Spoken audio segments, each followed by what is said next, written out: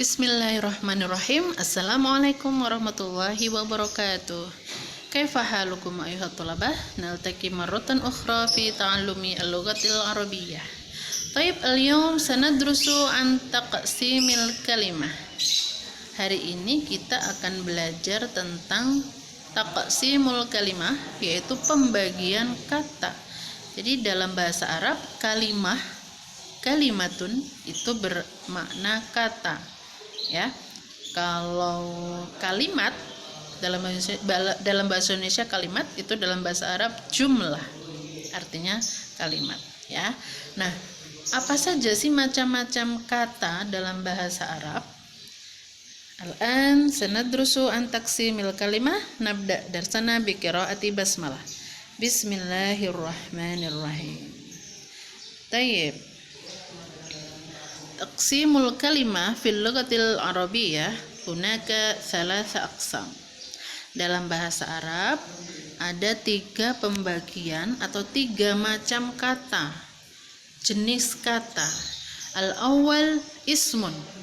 Yang pertama adalah ismun. Watsani fi'lun. Watsalits harfun. Yang pertama ada isim yang artinya kata benda, yang kedua fi'il yang artinya kata kerja, dan terakhir harfun yang artinya huruf. Ya, kita pelajari satu-satu. Yang pertama adalah ismun, kata benda. Nah, kata benda apa saja yang termasuk dalam bahasa Arab? Yang pertama adalah benda atau nama-nama benda seperti madrasah, sekolah, usrah, keluarga. Kemudian nama orang, ada Ahmad, Aisyah, Laila, Budi, Joko, ya, itu namanya isim. Nama kota, Jakarta, Malang, Surabaya, Bandung. Nama bulan, ada Mayu, Yuniu, Yuliu, Agustus. Ya, jadi semua kata benda itu termasuk isim. Yang termasuk isim yang kedua adalah ismus sifah atau kata sifat, seperti qalil, sedikit, kabir, besar, alam, dunia, alim, al-alim itu yang mengetahui, ya, as-saghir, kecil, dan lain sebagainya, ya. Semua kata sifat juga termasuk isim. Selanjutnya adalah kata ganti. Maaf, tipu ya, bukan kaya, tapi kata ganti. Kata ganti dalam bahasa Arab itu domir. Contohnya dia, kamu, mereka. Nah, dalam bahasa Arab seperti huwa, hiya, ana. Kemudian ada kata ganti yang tersambung di belakang, ada hu, ha. Contohnya ismuhu, hu-nya itu kata ganti juga, ya. Ismuha, ismuka, ismuki, ismi. Nah, huruf-huruf di belakang hu, ha, ka, ya itu juga termasuk isim, kata ganti, ya. Kemudian kata tunjuk, ini itu, hadza hadhihi, dzalika tilka, itu juga termasuk isim. Selanjutnya kata penghubung, contohnya alladzi, allati itu artinya yang, ya. Alladzina yu'minuna billah, yaitu yang beriman kepada Allah. Nah, alladzi, allati yang bermakna yang itu juga termasuk isim atau kata benda. Selanjutnya masdar. Masdar itu adalah kata yang berasal dari fiil. Contohnya ada, kalau tidur itu nama, ia namu, itu tidur. Kalau dia berfungsi sebagai kata kerja. Tapi kalau tidur terlalu banyak itu tidak baik misalnya. Nah, kata tidur di situ adalah kata benda. Maka dia berubah bentuk menjadi an-naum, ya. Syaraha, yashrohu itu menjelaskan. Kalau di sini syarhun itu penjelasan. Contoh lagi ada sholla yusolli, itu artinya sholat. Tapi kalau sholatun itu juga sholat, tapi dia sebagai kata benda. Contohnya usolli sholatadz zuhri. Usolli itu saya sholat, sholatadz zuhri itu sholat zuhur. Jadi sholat di situ sebagai isim atau kata benda. Nah, tanda dari isim itu pertama, dia bisa diawali alif lam, bisa juga tidak. Kemudian bisa diakhiri tanwin, an, in, un. Jadi kalau ada kata yang diawali alif lam atau dia tidak beralif lam tapi ada tanwin di belakangnya, an, in, un, oh ini pasti termasuk isim atau kata benda. Bisa dipahami ya? Itu adalah beberapa kata yang masuk dalam kategori isim atau kata benda. Asani yang kedua tentang fi'il. Fi'il itu tadi bermakna kata kerja. Nah, kata kerja dalam bahasa Arab terbagi menjadi 3. Ada fi'il madhi, fi'il mudhari, dan fi'il amr. Fi'il madhi itu adalah kata kerja yang digunakan untuk kegiatan yang sudah dilakukan atau lampau. Kalau fi'il mudhari itu kata kerja yang digunakan ketika pekerjaan itu sedang atau belum dilakukan, maka yang digunakan adalah fi'il mudhari. Fi'il amr itu adalah kata perintah, ya, kata kerja perintah. Jadi untuk mempelajari bahasa Arab harus tahu, harus paham perubahan fi'il dari fi'il madhi, mudhari, dan amr, ya. Perubahan katanya kita harus tahu. Kenapa? Karena ini berkaitan dengan penggunaannya. Ketika saya sudah membaca, berarti saya harus pakai fi'il madhi. Kalau saya sedang membaca, berarti saya harus pakai mudhari. Kalau saya sedang memerintah, hai Amar, bacalah Quran. Oh, berarti saya harus pakai fi'il amr. Jadi harus tahu bentuk setiap fi'il, madhi, mudhari, atau amr. Paham? Tayyib. Al-akhir haraf. Yang terakhir adalah huruf. Nah, huruf ini adalah kata, dia bukan isim, bukan juga fi'il, yang dia tidak bermakna kecuali setelah dihubungkan atau setelah bergandengan dengan kata yang lain. Mohon maaf ini nggak sengaja tersingkat katanya, ya, setelah dihubungkan. Contohnya apa? Ada huruf itu banyak, ya. Nanti kalian juga akan pelajari macam-macam huruf. Nah, ini saya berikan contoh saja. Min artinya dari, fa artinya kemudian, summa itu juga kemudian, fi itu di, wa itu dan, au itu atau. Jadi kata-kata ini tidak bermakna kalau tidak digandengkan dengan isim atau kata lain, ya. Fi gitu aja, nah itu tidak bermakna, artinya cuma di gitu, maka dia harus digandengkan. Itu yang namanya harfun. Paham tuh? Ya, sambil pelan-pelan kita mencoba mempelajari tentang ketiga macam kata ini. Nah, untuk lebih memahami tentang isim, fi'il, dan harf, kita latihan, ya. Kita mengidentifikasi mana kata yang termasuk isim, mana yang termasuk fi'il, dan mana yang termasuk harf.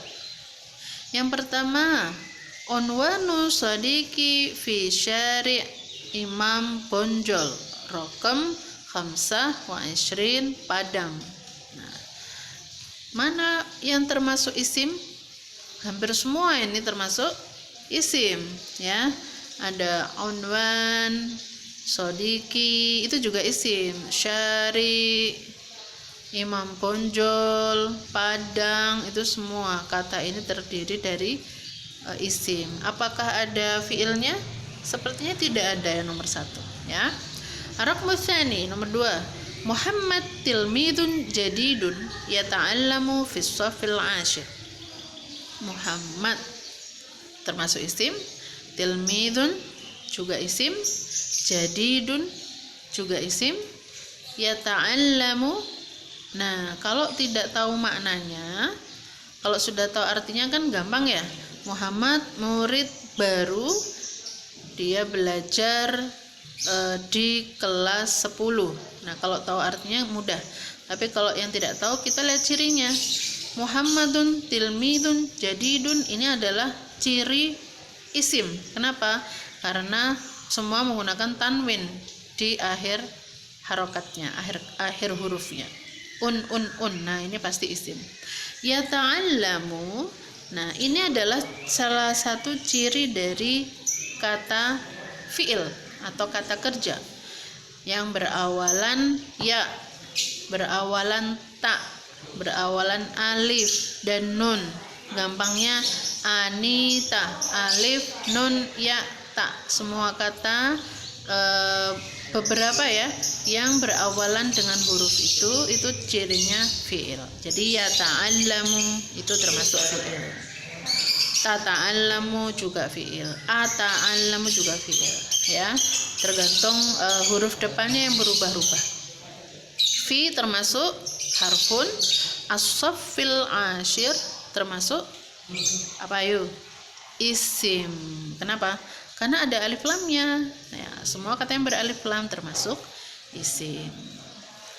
Nah, contoh penggunaan fi'il di kalimat kedua. Qad najahat tilmidhu fil imtihanin nihai minal madrasah al-mutawassitah. Murid sudah lulus atau sudah sukses ya dari ujian akhir di MTS. Kemudian contoh kedua, takharraja at-talibu fil madrasah ats-tsanawiyah wa sawfa yuwasilu dirasatahu ilal jami'ah.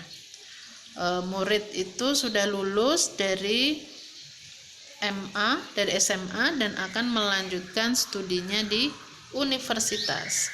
Nah, kita lihat di fi'il yang pertama ada kata najaha, takharraja, itu tidak ada anita di depan. Ada tapi itu adalah kata tersebut. Nah, ini yang namanya fi'il madi, kata kerja lampau yang belum diawali oleh anita tadi, alif nun ya ta. Kalau fi'il madi itu perubahannya nanti ada di akhir huruf. Nanti ada tambahan hurufnya. Nanti akan dipelajari lagi di pertemuan yang lain ya. Jadi yang sekarang hanya mengidentifikasi mana yang termasuk fi'il, sudah itu saja. Dengan beberapa ciri yang bisa kita ketahui atau dari artinya. Dan yang terakhir harf. Nah, kita sudah bisa lihat ya yang bertanda merah.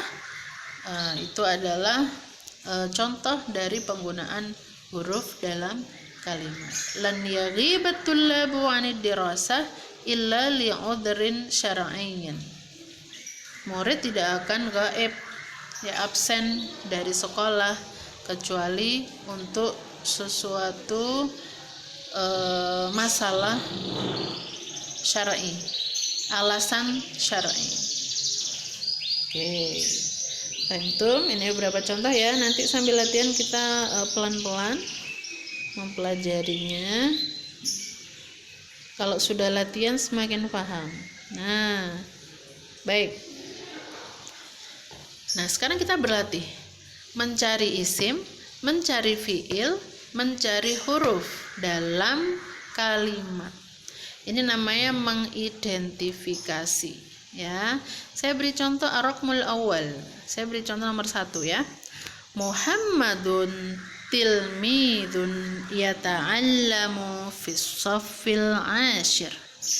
Mana kira-kira yang termasuk isim? Di bawahnya itu sudah ada kolom ya, ada tabel. Al-asma itu artinya jamak dari isim.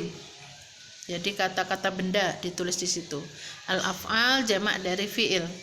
Kata-kata kerja ditulis di situ. Al-huruf jamak dari harf. Jadi semua hurufnya ditaruh di situ. Ya, saya beri contoh 1. Al-asma. Yang mana yang termasuk al-asma? Ada Muhammadun. Sahih. Ada lagi tilmidun. Sahih. Ada lagi as-saffi. Satu lagi al-ashir. Sahih. Yang termasuk al-af'al ada satu di situ, apa? Ya ta'allamu. Sahih. Dan yang termasuk huruf ada satu fi. Sahih. Itu yang termasuk huruf. Saya kasih 2 contoh deh ya. Contoh kedua, at-talibu yu'abbiru an sururihi al-balighi bil liqa'i ma'a asdiqaihi al-judud. Mana yang termasuk asma? Kita cari yang alif lam. At-talibu, kemudian dia diakhiri domir yang ada di belakang ya. Sururihi itu juga termasuk. At-talibu sururihi. Jadi kalau ada kata yang ada domir di belakangnya, ada hu, ha, atau ka, ki, ya, ismuka, ismuki, ismuhu, itu juga termasuk isim. Jadi sururihi, terus al-balighi, al-liqai, ada lagi asdiqaihi al-judud. Nah, memang kita dalam kalimat pasti banyak menggunakan isim ya. Kalau fiil hanya beberapa saja. Mana yang termasuk fiil? Apakah ada kata yang berawalan ani tadi situ? Alif nun ya ta, ada yu'abbiru. Nah, itu dia masuk fiil. Mana hurufnya? Hurufnya yang belum tersebut adalah an ya, ma'a. Nah, itu termasuk huruf. Oke. Nah, untuk yang 3 dan 4 silakan dikira-kira sendiri, diidentifikasi. Kalian mencoba mengidentifikasi sendiri, bisa ditulis di buku tulis masing-masing ya. Nanti di pertemuan selanjutnya akan saya cek apakah sudah betul-betul paham dan bisa mengidentifikasi kata dalam bahasa Arab dengan tepat. Saya cek di pertemuan selanjutnya, jadi tidak perlu dikumpulkan.